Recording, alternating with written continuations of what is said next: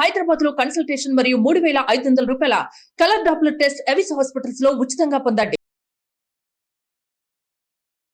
నమస్తే, welcome to Suman TV. నేను మీ anchor సరి. ఇప్పటి వరకు కోల్కతా ఇన్సిడెంట్ గురించి ప్రతి ఒక్క ఇన్ఫర్మేషన్ని కూడా మీకు అందించడం జరుగుతూ ఉంది. అండ్ అందులో భాగంగానే ఈరోజు మనం చూసుకుంటే October 1 ఈరోజు లేటెస్ట్గా వచ్చిన హియరింగ్స్ ఏంటి, దాంతోపాటు నిన్న సిబిఐ సందీప్ ఘోష్ ఒక చాట్ ఏదైతే ఉందో దాన్ని రికవరీ చేసిందా అన్న న్యూస్ కూడా మనం వింటున్నాం. అసలు ఆ చాట్లో ఏముంది అండ్ ఫాల్స్ ఎలిగేషన్ని కూడా రికార్డ్ చేసింది తలా పోలీస్ స్టేషన్ అని ఆ వార్త కూడా మనం వింటున్నాం. సో వీటి గురించి ఇన్ డీటెయిల్డ్గా మనతో మాట్లాడడానికి పృథ్వీ గారు ఉన్నారు. వారిని అడిగి తెలుసుకుందాం. నమస్కారం సార్. సార్, ఈ రోజు లేటెస్ట్ అప్డేట్ ప్రకారంగా అసలు హియరింగ్లో ఏం జరిగింది అండ్ మనం అనుకున్నట్టుగానే సిబిఐకి సందీప్ ఘోష్ యొక్క చాట్ అనేది రికవరీ చేశారు అని చెప్తూ ఉన్నారు. ఆ చాట్లో ఏముంది సార్? ఈరోజు జరుగుతున్నటువంటి హియరింగ్లో ఏంటంటే, నిన్న ఒక పాయింట్ ఆఫ్ ఆర్డర్ ఒకటి తీసుకొచ్చారు. అదేంటంటే, ఒక పాయింట్ని రేజ్ చేశారు. వికీపీడియా అంటే మీకు అందరికీ తెలుసు, వికీపీడియా అంటే ఎవరైనా ఒక వ్యక్తి ఇన్ఫర్మేషన్ ఏదైనా ఉంటే దాంట్లో మనకు దొరుకుతుంది. వికీపీడియాలో ఆ అమ్మాయి ఫొటోస్ తోటి సహా, ఆ అమ్మాయి ఐడెంటిటీతో సహా మొత్తం అంతా కూడా ఒక పబ్లిష్ అవ్వడం జరిగింది. మీరు చెప్పారు 50 days, అంటే 50 days నుంచి అది పబ్లిష్ అయ్యే ఉంది. 50 days నుంచి కొన్ని లక్షల మంది దాన్ని చూస్తున్నారు. అంటే మనకి ఈ సెన్సిటివ్ ఇష్యూస్లో మెయిన్గా ఈ మానభంగం కేసులో కానీ, కొన్ని పోస్కో కేసెస్లో కానీ, చిన్నపిల్లల అత్యాచారం కేసులో కానీ, వీటిల్లో సుప్రీంకోర్టు ఇచ్చిన గైడ్లైన్స్ ప్రకారం లేకపోతే యాక్ట్లోనే ఉంటుంది వాళ్ళ ఐడెంటిటీ అనేది బయట చెప్పొద్దు అని చెప్పి. అటువంటిది వికీపీడియాలో ఆ అమ్మాయి ఐడెంటిటీ దొరికేసింది. అంటే ఈ దొరకటం అన్నది వాళ్ళకి ప్రాథమిక హక్కుల్లో ఆటంకమే కదమ్మా. వాళ్ళ తల్లిదండ్రులకి వాళ్ళ కూతురు ఐడెంటిటీ అనేది బయట రాకూడదనే కోరుకుంటారు ఎవరైనా సరే. పోరాటం అంటే ఎవరైనా చేస్తారు. మెయిన్గా ఇటువంటి దుర్భాగ్యమైనటువంటి కేసుల్లో ఏంటంటే ఏ తల్లిదండ్రులు కూడా బయటకు రాకూడదనే చూస్తారు. ఈ వెనకాల నుంచి పోరాటం, తెలియకుండా పోరాటం అంటే నిజంగా ఖచ్చితంగా పోరాడతారు, దాంట్లో ఎటువంటి డౌట్ లేదు. దీనిలో ఆ అమ్మాయి ఎవరు, ఆ అమ్మాయి ఏ ఇయర్ డాక్టర్ చేసింది, ఆ అమ్మాయి ఎక్కడి నుంచి వచ్చింది, ఏ ఫ్యామిలీ నుంచి వచ్చింది అన్నది మొత్తం ఇన్ఫర్మేషన్ వికీపీడియాలో వచ్చేసింది. నేను ఇప్పుడు దాని గురించి సుప్రీంకోర్టులో ఈ సాలిసిటర్ జనరల్ అడిగిన క్వశ్చన్ని నేను కూడా ఒకసారి పునరావృతం చెప్తున్నాను. దీంట్లో ఒకసారి పునర్పరిశీలిద్దాం. దీంట్లో కలకత్తా పోలీసు వాళ్ళు ఇప్పటివరకు దాన్ని ఎందుకు ఆపలేదు, అంటే దాన్ని ఎందుకు అంత లైట్గా తీసుకున్నారు అంటే ప్రతి అంశంలోనూ సరే ఎంత పోలీసులు ఎంత నిర్లక్ష్యంగా ఉన్నారు అన్నది తెలియట్లా.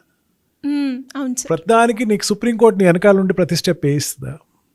అంతేకాకుండా కొన్ని ఫేస్బుక్లో కానీ, కొన్ని ఈ దాన్ని ఏమంటారంటే సోషల్ మీడియాలో కానీ ఆ అమ్మాయి ఫోటోలు రావటం, ఆ అమ్మాయి చనిపోయిన తర్వాత ఫోటోలు రావటం, ఆ అమ్మాయికి ఒక స్టోరీ కూడా ఒక క్రియేట్ అయ్యి పిక్చర్ లాగా వచ్చిందని ఇప్పుడు జరుగుతున్నటువంటి సెషన్స్లో, సుప్రీంకోర్టు సెషన్స్లో పాయింట్ ఆఫ్ డిస్కషన్స్లో నడుస్తుంది. దాని గురించి చాలా గట్టిగా వాళ్ళు అడ్వకేట్స్ ఫైట్ చేయడం జరుగుతుంది. ఆ అమ్మాయి వాళ్ళ తల్లిదండ్రులు చాలా ఇన్సెక్యూర్ ఫీల్ అవుతున్నారు అనేసరికి దానికి ఒక నోడల్ ఆఫీసర్ని అపాయింట్ చేద్దాము, అసలు ఈ మీడియాకి సంబంధించినంతటి వరకు వెరిఫికేషన్కి ఒక నోడల్ ఆఫీసర్ని అపాయింట్ చేద్దాము, అసలు ఇన్నెందుకు బయటకు వస్తాయి, అసలు లిస్ట్ ఇవ్వండి, అసలు ఏమేమి బయటకు వస్తున్నాయి దాని గురించి మేము అసలు వెరిఫై చేస్తున్నాం సుప్రీంకోర్టు జరగడం జరిగింది. ఇప్పుడు అంటే లిస్ట్ అంటే ఏంటి, దేనికి చాలా సీరియస్గా తీసుకుంటున్నాను, మేము ఇక్కడ సీరియస్గా చర్చ చేస్తున్నాం. నేను ఒక స్టేజ్లో ఏమైందంటే, అంటే కలకత్తా గవర్నమెంట్ డబుల్ స్టాండ్ గురించి చెప్తున్నాను. కలకత్తా గవర్నమెంట్ నిన్న ఏమో ఒక మాట చెప్పిందంటే, వాళ్ళ రిప్రజెంటేటివ్ అయినటువంటి కపిల్ సిబాల్ ఏం చెప్పారంటే, దయచేసి మీరు లైవ్ ఇవ్వకండి, లైవ్ ఇస్తాం వల్ల మాకు కొంచెం ఇబ్బందిగా ఉంది అని చెప్పేసి సుప్రీంకోర్టు లైవ్ ఇవ్వద్దు అంటూ జరిగింది. సుప్రీంకోర్టు జడ్జెస్ వాళ్ళు చాలా క్లియర్గా చెప్పారు, లైవ్ ఇస్తుంటే కాస్త మీరు అలర్ట్గా ఉంటారు, వచ్చిన నష్టం లేదని. లైవ్ ఇవ్వద్దు అన్నది దేనికోసం చెప్పారు, సెన్సిటివ్గా ఉంటుంది ఇష్యూస్ని. సెన్సిటివ్ ఇష్యూస్ని బయట పబ్లిష్ అయితే మాత్రం వాళ్ళు కంట్రోల్ చేయరు. ఎంత హేయం అది. కమిషనర్ ఏం చేస్తున్నాడు, ఏం మాట్లాడుతున్నాడు, నేను అడిగిన క్వశ్చన్ కాదమ్మా, నేను అడ్వకేట్స్ అడిగిన క్వశ్చన్ అది. కమిషనర్ ఎందుకు ఈ విషయంలో అయినా సరే అతను టెర్మినేట్ చేయండి, అది తప్పించిన జాబ్లోంచి. ఎందుకంత నిర్లక్ష్యంగా దీన్ని తీసుకుంటున్నారు? మొదటి నుంచి నిర్లక్ష్యంగా ఉన్నారు, ఇప్పటికే నిర్లక్ష్యంగా తీసుకుంటున్నారు. అంటే దీని గురించి ఎటువంటి స్పందన లేదా గవర్నమెంట్కి, ఎటువంటి దాని గురించి ఆలోచన లేదా? ఇప్పుడు ఏమైపోయిందంటే, దొంగల దగ్గర నుంచి సొమ్ములు రాబడి అంటారు. అంటే దొంగలు ఎవరైతే ఉన్నారో వాళ్ళ దగ్గర నుంచి సొమ్ములు ఒక్కొక్కటి తీసుకునేసరికి వాళ్ళ బాధగా ఉంది, వాళ్ళు చేసినటువంటి చర్యలన్నీ బయటకు వస్తాయి అన్నటువంటి ఒక బాధగా ఉంది. దీంట్లో 3 ఇప్పుడు వరకు అరెస్ట్ అయ్యారమ్మా. సిరి రాయ్ ఒకళ్ళు, అండ్ ఘోష్ అండ్ అభిజిత్ మొండా ఒకళ్ళు అరెస్ట్ అయ్యారమ్మా. ఈ ఇద్దరు హాస్పిటల్ సంబంధించిన అతను. హేయం ఏంటంటే కమిషనర్ ఎందుకు రిజైన్ చేయాలని చెప్పేసి అంత గట్టి గొడవ జరుగుతుందంటే SHOని కూడా అరెస్ట్ చేశారు, స్టేషన్ హౌస్ ఆఫీసర్ని అరెస్ట్ చేశారు. దేని గురించి అరెస్ట్ చేసి ఉంటారు? మామూలుగా జనరల్గా అయితే తప్పిస్తారు, విధుల నుంచి తప్పించడం, సస్పెండ్ చేయడం, టెర్మినేట్ చేయడం ఏదో చేస్తారు. కానీ అతను అరెస్ట్ చేయడానికి కారణం ఏంటంటే ఈ ఉన్న ఎవిడెన్సెస్ని మాఫీ చేసి కొత్త ఎవిడెన్సెస్ని క్రియేట్ చేసి ఫ్యాబ్రికేటెడ్ ఎవిడెన్స్ అక్కడ కల్పించాడని అతను అరెస్ట్ చేశారు. ఓకే, అతను అరెస్ట్ చేసిన రీజన్ అది. సిఐని అభిజిత్ని అరెస్ట్ చేసిన తర్వాత నిన్న సిబిఐ వాళ్ళు చెప్పడం జరిగింది, మాకు కొన్ని లీడ్స్ దొరికినాయి ఈ విషయానికి వచ్చి, ఆ పోస్ట్ మార్టం సంబంధించింది కానీ కొన్ని అమ్మాయి కొన్ని వాట్సాప్ మెసేజ్లు పంపించడం జరిగింది, SMS మెసేజ్ పంపించడం జరుగుతుంది. అవి కూడా రికవర్ చేయటం మేము చేసుకున్నాము, అవన్నీ కూడా దాని గురించి కూడా చేస్తాం. ఇట్లన్నిటినీ డిస్ట్రాయ్ చేయటానికి అతని దగ్గర నుంచి లీడ్స్ దొరికినాయి. అంటే లీడ్ అంటే సిబిఐ మెల్లిగా కోణంలోకి వెళ్ళిపోతుంది. సిబిఐకి ఇంతకుముందు అనేకసార్లు చెప్పుకున్నాం మనం, సిబిఐకి ఎటువంటి ప్లాట్ఫామ్ లేకుండా ఎటువంటి ఆధారాలు లేకుండా అప్పచెప్పిన కేసు. అతను అరెస్ట్ చేసిన తర్వాత ఎవరెవరు వెనకాల వ్యక్తులు ఉన్నారు అన్నది కనిపెట్టడం కోసం వాళ్ళు చేసే ప్రయత్నాల్లో కొంచెం సక్సెస్ఫుల్గా ఉన్నాము అని చెప్పడం జరుగుతుంది. నిజంగా సిబిఐ ఇన్వెస్టిగేషన్ ఈ టైటప్ జోన్స్లో కనుక చేయగలిగితే కనుక అతి త్వరలోనే మనకి వెనకాల ఎవరున్నారు అన్న వాళ్ళు, ఆ అమ్మాయిని చంపించడానికి కారణం ఎవరున్నారు అన్నది మనకి బయటపడేటువంటి ఆస్కారం అతి త్వరలోనే ఉంది. అండ్ అదే విధంగా సార్, మీరు ఇంతసేపు సిబిఐ సందీప్ ఘోష్ ఒక చాట్ రికవరీ చేయడం జరిగింది అన్నారు. అసలు అందులో ఏముంది సార్? చాట్ అనేది గమ్మని చెప్పరమ్మా జనరల్గా. కాకపోతే ఏంటంటే మనకి ఈ చాట్ సందీప్ ఘోష్కి సంబంధించిన నెక్స్ట్ అధికారులతోటి తన తోటి ఈ అమౌంట్స్ డిస్ట్రిబ్యూషన్ దగ్గర కానీ ఈ అంశం, ఈ అమ్మాయి మర్డర్ కేసు గురించి సంబంధించినటువంటి విషయాన్ని పై అధికారులకు కానీ ఆ స్టేట్ గవర్నమెంట్లో ఉండేటువంటి ఉన్నత వ్యక్తులు కానీ పంపించినటువంటి ఆధారాలు సిబిఐకి దగ్గరికి వచ్చినాయి.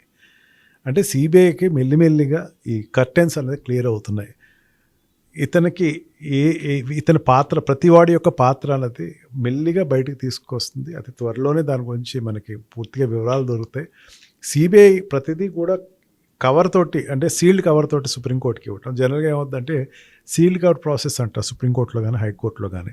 ఏదైనా ఇన్వెస్టిగేషన్ చేస్తున్నారంటే సరిగ్గా చేస్తున్నారు లేదు మాకు ఎట్లా తెలుస్తుంది అంటే ఒక సీల్డ్ కవర్లో ఇచ్చి పంపిస్తారు, వాళ్ళు వెంటనే వాళ్ళు చూసి వాళ్ళు వెనక్కి పంపించేస్తారు. అంటే ఏదైనా ఓపెన్గా రివీల్ చేయాలి. బట్ సీల్ అన్నది హైకోర్టు కానీ సుప్రీంకోర్టు కానీ ఉండదు. ప్రతి సుప్రీంకోర్టు అడిగినప్పుడు ఇవ్వాల్సిందే. ఆ రకంగా వీళ్ళు పంపించడం జరిగింది, దాన్ని వెరిఫై చేస్తున్నారు. అండ్ నిన్న సుప్రీంకోర్టు, ఇవాళ సుప్రీంకోర్టు కంటిన్యూగా దాని గురించి ఉండే సెక్యూరిటీ మెజర్స్లో ఫెయిల్ అయ్యింది, సీసీ ఫుటేజెస్ విషయంలో ఫెయిల్ అయ్యింది. అండ్ వీటిలన్నింటినీ కూడా ఖచ్చితంగా అక్కడ అమలు చేయాలి అని చెప్పేసి సుప్రీంకోర్టు ఉన్నత న్యాయస్థానం అది ఇంటర్వ్యూన్ చేసుకుంటూ జరిగింది. సరే, ఇక్కడ నాకు కానీ అందరికీ సందేహం వస్తే సుప్రీంకోర్టు చెప్తే కానీ వీళ్ళకి అర్థం కాలేదు ఇప్పటి వరకు. అవును, ఏదో దారుణం అది చాలా సార్. ప్రతి ఒక్క కేసులో కనుక మనం చూస్తే వచ్చిన ఎవిడెన్సెస్ ప్రకారం కోల్కతాలో అక్కడ పోలీస్ వాళ్ళు కావచ్చు ఎలాంటి స్పందన అయితే మనం చూడట్లేదు. పోలీస్ సంబంధం లేదు. పోలీస్కి అసలు నాకు ఈ విషయంలో అసలు నాకు పట్టింపు లేదన్నట్టు వదిలిపడేస్తారు. దానిని సుప్రీంకోర్టు ప్రతి అడుగుతూ ఉంటే రేపు తీసుకొస్తానండి దాని ఇన్ఫర్మేషన్. సీసీ ఫుటేజ్ ఏమైంది, కేవలం 36 మినిట్సే ఉందండి. మిగతా అదంతా ఏమైంది, అదంతా టెక్నికల్గా డిలీట్ అయిపోయిందండి. మరి అక్కడ పోస్ట్ మార్టం రిపోర్ట్ ఏమైంది, పోస్ట్ మార్టం రిపోర్ట్ ఎందుకంత త్వరగా చేశారు, అది ఏదో చేసామండి. అంటే ప్రతిదానికి ఒక నిర్లిప్తత, ఒక ప్లాన్నెస్. నిర్లిప్తత అంటే సమాధానంలో నిర్లిప్తత ఎందుకు వచ్చిందంటే వెనకాల ఒక ప్లాన్ అయితే ఉంది అన్నది స్పష్టంగా అయితే జనాలు గొడవ పెట్టిన. ఇందాక జూనియర్ డాక్టర్స్ వాళ్ళు ప్రెస్ మీట్ కూడా ఏదో చెప్పారు, వాళ్ళు కూడా చాలా క్లియర్గా చెప్పారు, మాకు ఇంకా ఈ వ్యవస్థ మీద మాకు నమ్మకం లేదు, ఇంకా ఇన్వెస్టిగేషన్ మాకు నిజం రావాలి. నిజంగా అడిగితే తప్పేం లేదు. సరే, ఇప్పటివరకు ఎవరు చేశారు, ఎవరు మానభంగం చేశారు, ఎవరు చంపారు అన్నది విషయం బయటికి రాకుండా జనాలు మీరు అయిపోయింది కదా వాళ్ళు చూసుకుంటున్నారు మీరు వదిలేసేయండి అని చెప్పడం నిజంగా బాధే. సుప్రీంకోర్టు కూడా అదే ఆవేదన నిన్న కూడా వ్యక్తం చేసింది. అసలు ఏం జరుగుతుంది, ఎంతవరకు అసలు చంపిన వాళ్ళు, మానభంగం చేసిన, అకృత్యం చేసిన వాళ్ళు బయటికి రానివ్వండి ముందు. అప్పటి వరకు మేము వదలమని చెప్పింది. 50 రోజులు అయిపోయింది ఇప్పటివరకు. 50 రోజులు అయిన తర్వాత మనుషులు దొరకలా. క్లియర్ కట్గా ఈ వ్యక్తి చేశాడు, ఈ వ్యక్తి ఈ రకంగా చేశాడు దొరకలా. ఒక సైడ్ నుంచి మొదలయ్యి అక్కడ బ్రేక్ వచ్చి మళ్ళీ ఇంకో సైడ్ నుంచి మొదలయ్యి అది బ్రేక్ వచ్చి రకరకాలుగా టర్నప్ అవుతుంది, కానీ వ్యక్తి అనేవాడు దొరకలా. అంటే వ్యక్తి అనేవాడు దొరకకూడదని ఒక ఏజెన్సీ వర్క్ చేసింది. అంటే వాళ్ళ ప్లాన్ చాలా క్లియర్గా ఉంది. సందీప్ ఘోష్ గురించి మనం అనుకుంటున్నాం. సందీప్ ఘోష్ అంతకు ముందు ఆ ఘటనా స్థలానికి రావటం జరిగింది, ఘటనా స్థలంలో వెరిఫై చేయడం జరిగింది. నువ్వెందుకు వెరిఫై చేసావు అన్న దాని మీద ఇన్వెస్టిగేషన్ జరుగుతుంది.